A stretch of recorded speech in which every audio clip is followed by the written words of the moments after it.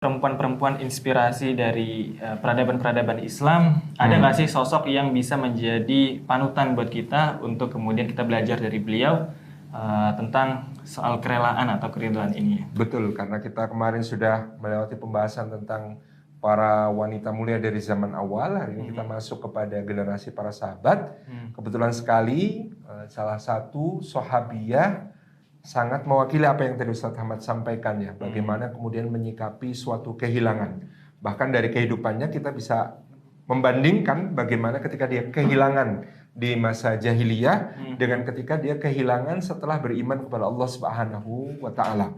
Karena tokoh kita kali ini namanya Tumadar binti Amru bin Syarid bin Al-Usayyah As-Sulamiyah, seorang dari Bani Sulaim, satu kabilah yang ada di Najd ketika itu. Konon juga Bani Sulaim ini bagian dari suku Mudor yang besar. Beliau dikenal dengan nama Al-Khonsa. Nah, kalau menyebut Al-Khonsa biasanya teman-teman sudah paham. Tapi Al-Khonsa ini adalah nama julukan beliau sebagai seorang penyair yang hebat. Pada awalnya nama lahir beliau adalah Tumadar. Kalau kita lihat di daftar nama para sahabiyah, nama Tumadar ini sama dengan nama dari salah satu istri Abdurrahman bin Auf yang berasal dari suku Kaleb, salah satu suku yang berasal dari Najd juga. Dan Tumadar istri Abdurrahman bin Auf itu adalah sepupu dari Nailah binti Al-Farafisa Al-Kalbiyah, istri Sayyidina Utsman bin Affan gitu ya. Jadi ini kita punya beberapa nama agar teman-teman tidak bingung. Di sini adalah Tumadar yang dimaksud adalah Al-Khansa. Jadi cerita yang luar biasa dari beliau. Tumadar ini di tengah kabilahnya, yakni suku Sulaim di tengah bangsa Mudor. Ini sejak awal dikenal sebagai seorang penyair, dan pada masa jahiliyah beliau kehilangan dua orang saudaranya. Ada yang mengatakan yang satu adalah pamannya, yang satu adalah kakaknya. Ada yang mengatakan dua-duanya adalah kakaknya. Nama mereka adalah Muawiyah dan Sokhar. Dan ini Muawiyah bukan Muawiyah bin Abi Sufyan ataupun Muawiyah sahabat yang lain, tetapi ini adalah Muawiyah saudara dari Al-Khansa ini gitu ya. Mereka tewas dalam peperangan jahiliyah. Sehingga ketika Al-Khansa kemudian masuk Islam dan berada di Madinah, hijrah ke Madinah, beliau ini sudah terkenal waktu itu beliau suka menulis syair dan membacakan syair ya. Bahkan sering spontanitas melihat satu peristiwa atau keadaan, teruntai kalimat-kalimat indah dari lisannya sebagai syair-syair yang sangat dihargai dan dihormati oleh orang Arab pada saat itu. Nah, maka dia masih bersyair tentang kedua saudaranya ini, yaitu Sokhar dan Muawiyah. Masih meratapi. Kemudian ya karena kesedihan yang memang mungkin berat bagi beliau, kehilangan dua orang yang menjadi sandaran dan tumpuan ya pada waktu itu ya. Hubungan kakak adik, hubungan dengan paman itu di antara bangsa Arab biasanya memang sangat erat. Dan Khansa ini kemudian mengungkapkan kesedihannya kehilangan dua orang ini dengan syairnya. Sampai-sampai pada waktu itu Sayyidina Umar bin Khattab menegurnya gitu ya, mengatakan, wahai Khansa, ada apa denganmu? Kenapa engkau masih meratapi orang-orang yang telah meninggal di masa yang lalu? Kemudian Khansa mengatakan mereka adalah paman dan saudara yang sangat aku sayangi. Wahai Khansa, huma min ahlin nar. Jadi Sayyidina Umar itu negurnya agak keras dengan mengatakan, buat apa kamu meratap? Karena mereka berdua ini termasuk ahli neraka. Jadi dalam kalimat Sayyidina Umar bin Khattab, beliau ingin menegur ya bahwa orang kafir tidak layak diratapi seperti ini. Maka Al-Khansa menjawab, justru itu, wahai Umar, sesungguhnya dahulu aku meratapi mereka ketika jahiliyah dengan ratapan kesedihan karena kehilangan. Sedangkan sekarang aku meratapi mereka karena kasihan kepada mereka, betapa malangnya nasib mereka, tidak sempat menemui Islam, tidak sempat beriman, tidak sempat berbaiat kepada Rasulullah SAW, sehingga mereka mati dalam keadaan yang tidak dalam keadaan beriman kepada Allah dan Rasulnya SAW.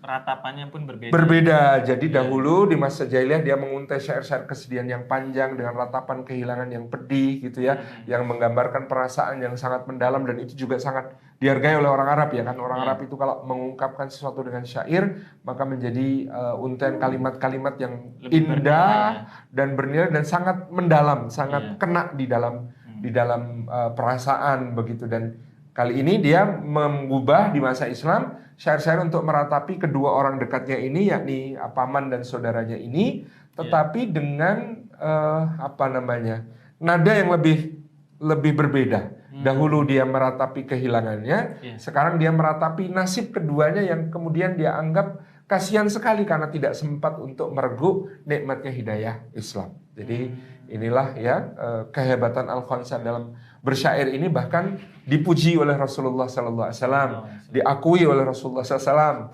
termasuk kepada sahabat-sahabat yang datang dengan membanggakan sukunya. Masya Allah, beliau ini mendidik putra-putranya dengan didikan yang luar biasa sebagai para lelaki yang siap berjuang, siap berjihad fi sabilillah, sampai dikisahkan pada waktu itu menjelang Perang Qadisiyah.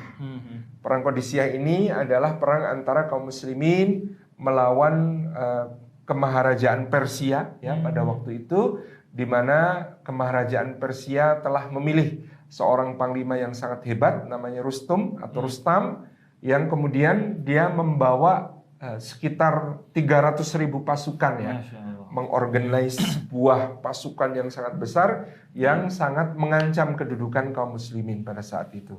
Jadi sehingga ini Persia duluan yang pengen mengancam itu ya? Karena memang Persia juga merasa takut bahwa Islam yang hadir ini akan segera melibas mereka. Melihat kemudian bagian-bagian dari wilayah negeri Syam ya sedikit demi sedikit bergabung dengan wilayah Islam, jatuh ke tangan pasukan muslimin, dan ternyata penduduknya mengeluh-elukan ya kaum muslimin, dan melupakan orang Romawi yang pernah menguasai mereka sekian lama, menganggap Islam yang datang ini sebagai rahmat, sebagai anugerah karena diperintah dengan adil, diperlakukan dengan baik ya, bahkan diberikan perlindungan-perlindungan oleh pemerintahan Islam. Ini menjadi kemaharajaan Persia insecure ya.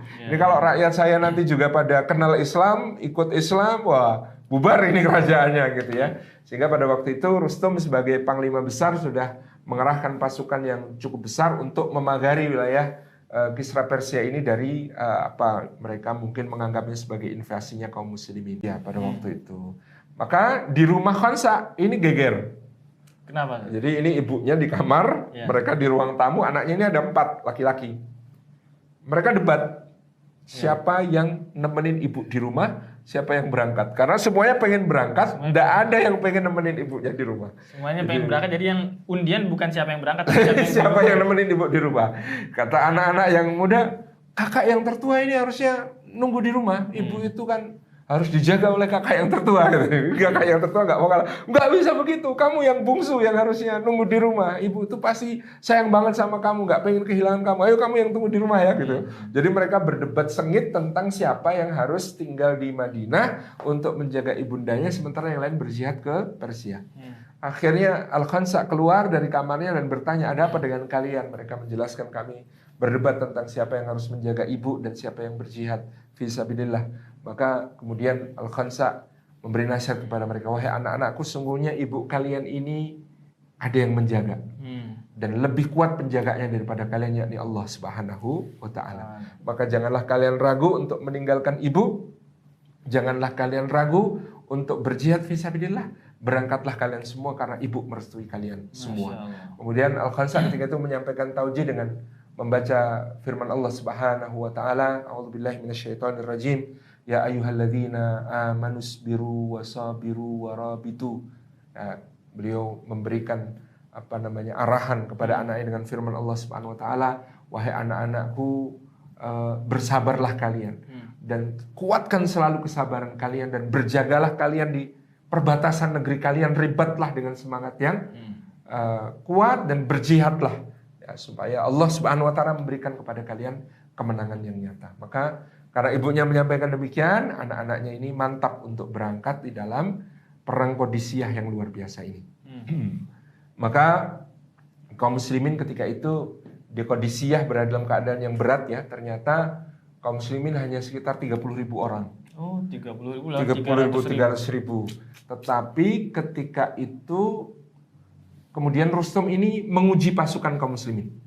Dia menyurati Sa'ad bin Abi Waqqas yang sedang sakit pada waktu itu. Jadi qadarullah Sa'ad bin Abi Waqqas diperintahkan pimpin jihad, tapi beliau itu terkena penyakit bisul di sekujur tubuh. Ya Allah. Sehingga kemudian beliau dibikinkan semacam panggung yang diberi roda. Ya, yang Untuk kemudian untuk beliau bisa berada tetap di atas memberi komando. Karena beliau kesulitan berjalan, kesulitan untuk bergerak, berada di atas untuk memberi komando, dan beliau bisa maju ke depan, ke belakang dengan ranjang seperti panggung yang kemudian diberi roda ini. Nah, ketika itu Sa'ad bin Abi Waqqas ditanya, kenapa Anda datang ke negeri kami? Maka Sa'ad bin Abi Waqqas menjawab dengan jawaban yang luar biasa itu, kami adalah kaum yang dibangkitkan Allah untuk membebaskan manusia dari penghambaan kepada sama makhluk menuju peribadahan kepada Allah semata, kepada Al-Khaliq. Kami membebaskan manusia dari sempitnya dunia menuju luasnya dunia dan akhirat.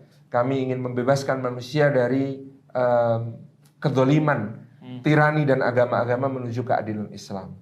Nah, kemudian saat Abi Waqqas sudah menjawab begitu, Rustum masih pengen tahu ini visi yang hebat ini tersosialisasikan ke bawah apa enggak.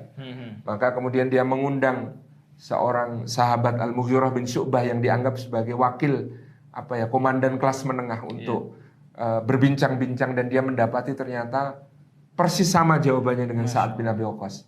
Kemudian sampai dia mengundang seorang prajurit yang dianggap prajurit paling rendahan di antara kaum muslimin, yang terkenal kisahnya yaitu Ribi' bin Amir, di mana dia datang dengan kudanya bawa tombak sampai merobek-robek permadani tebal yang ada di kemahnya Rustum gitu ya. Bahkan dia karena bingung ini ngikat kuda saya di mana, dia diikat di bantal-bantal sutra yang ada di situ gitu ya. Kemudian dia datang masuk di situ, ada palungan, dia harusnya masuk dengan membungkuk karena tidak sudi, karena merasa saya ini mewakili Islam dan kaum muslimin. Dia membalik badannya sehingga masuknya itu dengan bagian pantatnya terlebih dahulu untuk menghinakan musuh-musuh Allah.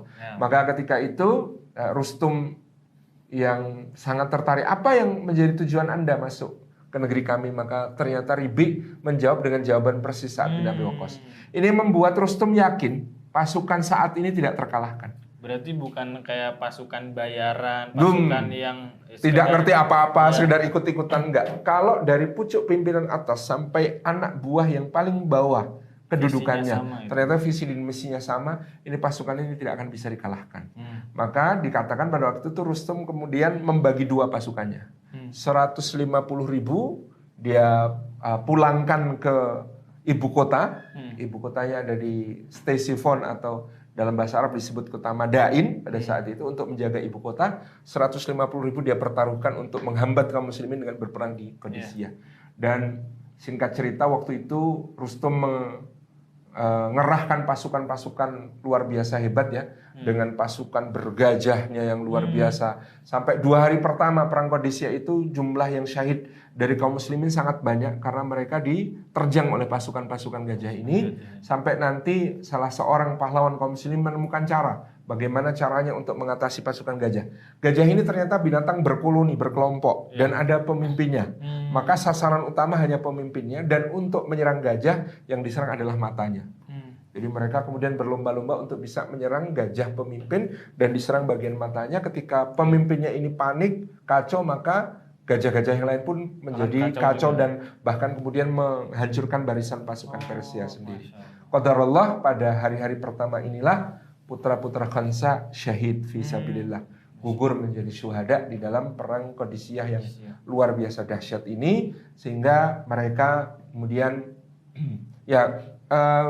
salah satu riwayat menyebutkan putra-putra Khansa ada di bawah komando Sayyidina Al-Qa'qa' bin Amir ya, panglima dari Tamim, dari Bani Tamim yang sangat luar biasa. Yang Al-Qa'qa' bin Amir ini juga kemudian gugur di dalam peperangan ini karena dia bertugas membuka jalan untuk merangsek maju ke barisan pasukan Persia sebagai ujung tombak, sehingga gugur di bagian awal peperangan. Demikian pula keempat putra Khansa ini gugur di dalam perang Qadisiyah ini di bagian awal pertempuran. kabar ini pun disampaikan ke Madinah kepada Khansa, dan ketika Khansa mengetahui keempat putranya gugur menjadi syuhada, Masya Allah, ini reaksi yang luar biasa dari seorang ibu yang beriman, ibu yang mukminah. Dia kemudian keluar dari rumahnya, kemudian membawa manisan-manisan, makanan-makanan, kue-kue, dan dia berkata, segala puji bagi Allah yang telah memuliakan aku dengan syahidnya keempat anakku. Kemudian dia membagi-bagikan manisan itu kepada tetangga-tetangganya, kepada orang-orang yang ada di sekitarnya, sehingga terkenallah kisah Khansa ini, bagaimana dia menyikapi kehilangan keempat putranya syahid fisabilillah dengan penuh keridhaan kepada Allah, bahkan merasa bangga kepada kemuliaan yang telah diraih oleh putra-putranya. Dia kemudian bahkan bersedekah, ya, berbagi makanan-makanan kepada tetangga-tetangganya sebagai wujud rasa syukur kepada Allah yang telah memberikan kemuliaan kepadanya, sehingga sejak saat itu Khansa digelari sebagai Ummu Syuhada atau ibunda para syahid. Jadi keempat putranya syahid fisabilillah, dia dengan ridho menyerahkannya kepada Allah, bahkan berbahagia dan berbangga karenanya. Maka ini ya, gambaran Khansa ini persis seperti yang disampaikan Rasulullah SAW, siapa yang kehilangan 3 orang putra, maka surga baginya. Lalu ada sahabat yang bertanya, bagaimana kalau 2 orang ya Rasulullah? Siapa kehilangan 2 orang putra, maka surga baginya. Kemudian ada yang mengatakan, bagaimana kalau 1 orang ya Rasulullah? Maka Rasulullah mengatakan, siapa kehilangan 1 putra di jalan Allah dan dia ridha kepadanya, maka surga baginya. Sedangkan Al-Khansa itu kehilangan 4 orang putra dan dia ridha atas hal tersebut. Masya Allah.